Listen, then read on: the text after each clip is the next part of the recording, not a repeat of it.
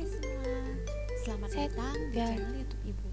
Jika kamu baru mengunjungi channel YouTube Ibu, Ibu ucapkan selamat datang dan perkenalkan, saya Ibu Tika, pengajar bahasa Indonesia di tingkat menengah kejuruan.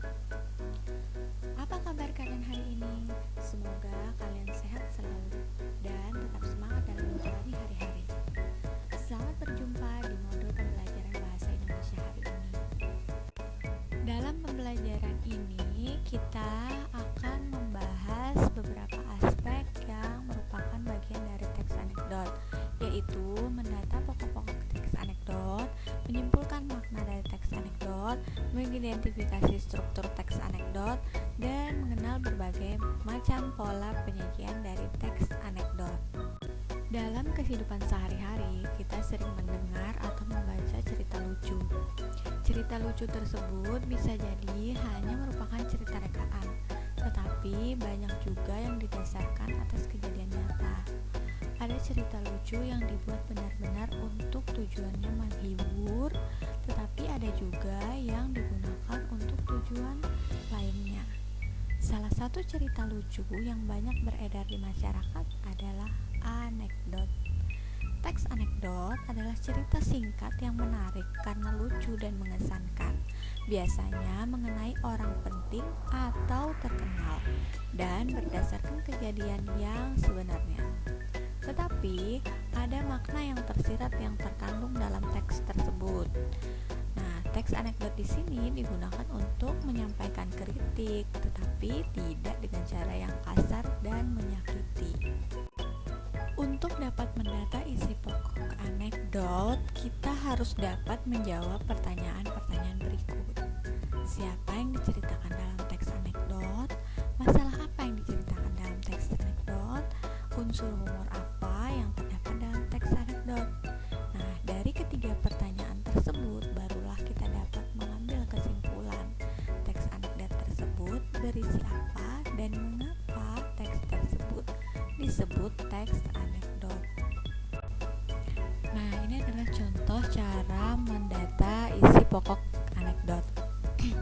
Untuk dapat mendata isi pokok anekdot, maka kita harus menjawab 3 pertanyaan tadi. Di sini juga disajikan salah satu teks anekdot berupa gambar. Nah, pertanyaannya, siapa yang diceritakan dalam teks anekdot tersebut? Yang diceritakan dalam teks anekdot ini adalah PNS dan penagang. Terus masalah apa yang diceritakan dalam teks anekdot tersebut? Ketika PNS naik gaji, maka harga pun ikut naik. Nah, temukan unsur humor apa yang terkandung dalam teks anekdot tersebut. Ketika ada seseorang yang berkata, memangnya semua orang pegawai negeri. Nah, dari sini, dari 3 pertanyaan tadi, maka kita ketahui bahwa isi dari teks anekdot tersebut adalah saat PNS naik gaji, maka harga pun ikut naik. Padahal tidak semua warga negara adalah PNS. Menyimpulkan makna tersirat dalam sebuah teks anekdot. Makna teks anekdot membawa fungsi sosial yang bertujuan untuk mengkritik atau menyindir. Kritik dan sindiran tersebut diperoleh dari realitas sosial yang terjadi dalam kehidupan sehari-hari. Hal tersebut disampaikan melalui lelucon, sehingga tidak terkesan menghakimi atau menyudutkan pihak tertentu. Nah, seperti yang Ibu jelaskan di awal, bahwa teks anekdot digunakan untuk menyampaikan kritik, tetapi tidak dengan cara yang kasar atau menyakiti. Nah, dari sini bisa kita simpulkan bahwa ada beberapa ciri teks anekdot. Yang pertama, ceritanya dikemas dalam bentuk lelucon, kemudian berisi kritik dan sindiran, melibatkan tokoh-tokoh yang dikenal oleh masyarakat. Berbentuk narasi singkat yang mengandung tokoh, alur, dan latar. Makna tersirat dianalisis dan diuraikan berdasarkan fakta-fakta yang berhubungan dengan topik yang terdapat dalam teks anekdot. Makna tersebut dihubungkan dengan nilai-nilai kehidupan atau pesan moral, sehingga pembaca dapat mendalami dan merenungkan isi teks anekdot tersebut. Nah, berikut adalah salah satu contoh menyimpulkan makna tersirat dalam anekdot. tersirat lebih mengarah pada tujuan yang ingin disampaikan oleh si pemberi kritik. Maksud dari makna tersirat sendiri itu lebih kepada pesan moral yang ingin disampaikan melalui anekdot. Pesan moral itu dapat dirunut dari kritikan atau sindiran yang disampaikan lewat anekdot. Nah, dari contoh yang kita lihat saat ini, ada kritikan dan sindiran yang disampaikan untuk orang tua yang sibuk bekerja. Makna tersiratnya bagaimana? Makna tersiratnya adalah walaupun sibuk bekerja, orang tua harus tetap memperhatikan anaknya. Kemudian kedekatan seorang anak sangat tergantung dari intensitas dan kualitas bersama orang tuanya. Dan yang terakhir, untuk anaknya jangan suka berbohong pada orang tua. Lebih baik dijelaskan keadaan yang sebenarnya. Ada 5 tahapan struktur teks anekdot. Yang pertama atau biasa disebut dengan bagian awal yaitu abstrak.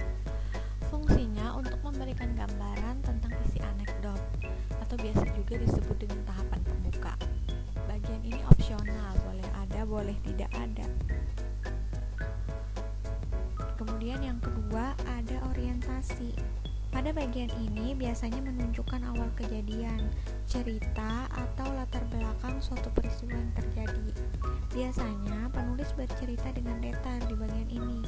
Bagian ini mengarah pada terjadinya suatu krisis atau konflik atau peristiwa utama.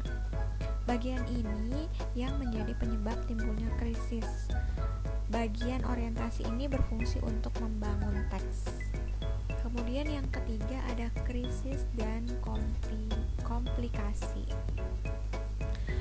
Pada bagian ini biasanya menunjukkan hal-hal atau masalah yang unik dan tidak biasa yang terjadi pada penulis atau orang yang diceritakan. Krisis dimaknai sebagai saat terjadinya ketidakpuasan atau kejanggalan. Dengan kata lain, pada bagian ini ada kekonyolan yang menggelitik dan mengandung tawa. Nah, bagian ini merupakan inti dari peristiwa anekdot atau biasa dikenal dengan konflik. Kemudian yang keempat ada reaksi, yaitu bagian teks yang menerangkan cara penulis atau orang yang diceritakan dalam menyelesaikan masalah yang timbul di bagian krisis. Reaksi ini berkenaan dengan tanggapan atau respon atau atas krisis yang dinyatakan sebelumnya. Reaksi dapat berupa sikap mencela atau menertawakan. Seperti yang Ibu bilang tadi bahwa cara menertawakannya atau mencelanya juga tidak kasar dan tidak menyakiti. Nah, bagian reaksi ini seringkali mengejutkan. Sesuatu kadang tidak bisa diduga dan mencengangkan. Nah, biasanya dijadikan sebagai bagian yang memberikan penyelesaian masalah lengkap dengan menggunakan cara yang menarik dan berbeda dari biasanya. Nah, yang terakhir ada bagian akhir atau disebut dengan koda. Pada bagian akhir biasanya menjelaskan tentang simpulan tentang kejadian yang diceritakan oleh penulis. Koda sama dengan penutup atau pertanda berakhirnya cerita. Di dalamnya berupa persetujuan, komentar, ataupun penjelasan atas maksud dari cerita yang dipaparkan sebelumnya. Bagian ini biasanya ditandai oleh kata-kata seperti itulah, akhirnya, demikianlah. Nah, keberadaan koda bersifat opsional, jadi boleh ada dan boleh tidak ada. Jadi ada dua tahapan atau bagian dalam struktur teks anekdot yang sifatnya opsional, boleh ada, boleh tidak ada, yaitu bagian abstrak dan bagian koda. Berikut adalah contoh dari menganalisis struktur teks anekdot. Yang pertama ada abstrak. Abstraknya di sini ada di paragraf pertama. Ingat bahwa abstrak itu adalah bagian awal teks anekdot yang berfungsi untuk memberikan gambaran tentang isi teks. Nah, gambaran dari isi teks ini ada di paragraf pertama. Gus Dur bosan keliling dunia dan mencoba mencari suasana di pesawat RI-1. Kemudian dia mengundang Presiden Amerika dan Perancis untuk terbang bersama dan berkeliling dunia. Kemudian yang kedua ada orientasi. Ingat tadi abstrak itu sifatnya opsional, boleh ada dan boleh tidak ada. Kemudian yang kedua ada orientasi. Orientasi itu adalah bagian teks yang menunjukkan awal kejadian, cerita, atau latar belakang suatu peristiwa yang terjadi. Orientasinya ada di paragraf kedua dan seterusnya. Nih, ingat bahwa tadi orientasi itu menunjukkan awal kejadian, cerita, atau latar belakang suatu peristiwa itu terjadi. Dan bagian ini mengarah pada terjadinya suatu krisis. Nah, biasanya dia sebagai pembangun. Nah, di sini kita lihat bahwa dijelaskan bahwa orientasi, contoh dari orientasi itu adalah setiap presiden memamerkan apa yang menjadi kebanggaan negerinya. Nah, ada Presiden Amerika yang mengeluarkan tangan kemudian berkata bahwa mereka sedang berada di atas New York.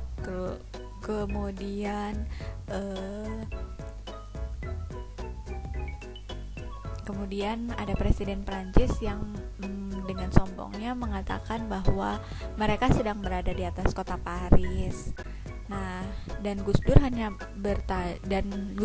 bertanya, kok mereka bisa tahu. Nah, krisis. Kemudian yang keempat, yang ketiga ada krisis atau kompilasi. Krisis atau kompilasi ini menunjukkan hal atau masalah unik yang tidak biasa dan terjadi pada penulis atau orang diceritakan. Nah, apa yang terjadi? Masalah apa yang terjadi? Nah, kemudian krisisnya dengan sombongnya Gus Dur juga menjulurkan tangan keluar pesawat dan berkata, kita sedang berada di Tanah Abang. Nah, Presiden Amerika dan Prancis bingung. Dia bertanya juga, kok bisa tahu? Kemudian reaksi dari si Gus Dur apa setelah pertanyaan dari Presiden Prancis dan Presiden Amerika ini? Dia dengan gampangnya menjawab, ini jam tangan saya hilang. Nah, ingat reaksi itu menerangkan cara penyelesaian masalah yang ditimbulkan dalam krisis atau kompilasi tadi. Nah, yang terakhir ada koda, tapi di sini dicontoh tidak ada kodanya. Nah, ingat tadi seperti Ibu bilang kalau koda dan abstrak itu sifatnya opsional, boleh ada dan boleh tidak ada. Pola penyajian teks anekdot ada 3. Yang pertama, dialog, narasi, dan cerita bergambar. Untuk dialog, ingat bahwa ciri-ciri dialog itu selalu menggunakan kalimat langsung, walaupun narasi juga selalu menggunakan kalimat langsung. Tapi bedanya kalau dialog itu biasanya diawali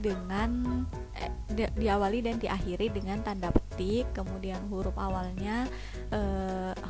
setelah tanda petik ditulis dengan huruf kapital, dan yang terakhir antara pembicara dan apa yang dikatakan dipisahkan dengan tanda titik 2.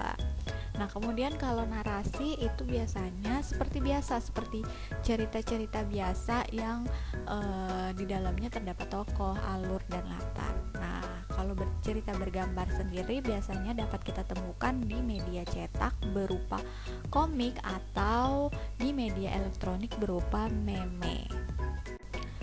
Nah, berikut adalah contoh dari pola penyajian teks anekdot. Yang pertama ada dialog, seperti Ibu bilang tadi, ada diikuti dengan diawali dan diakhiri dengan tanda petik, kemudian terdapat titik 2 di antara yang berbicara dan apa yang disampaikan.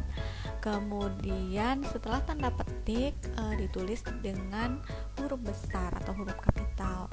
Nah, kemudian yang untuk narasi hampir sama ya seperti dialog, cuma kalau narasi tidak ada tanda titik 2-nya, tapi diganti dengan kata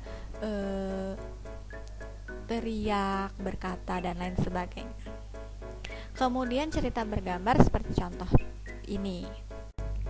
Nah, apakah kalian sudah paham dengan penjelasan tentang teks anekdot, kemudian makna tersirat, cara mencari isi teks anekdot, dan struktur-struktur teks anekdot? Mungkin sampai di sini yang bisa Ibu sampaikan, kurang lebihnya Ibu ucapkan terima kasih. Sampai berjumpa di video-video selanjutnya.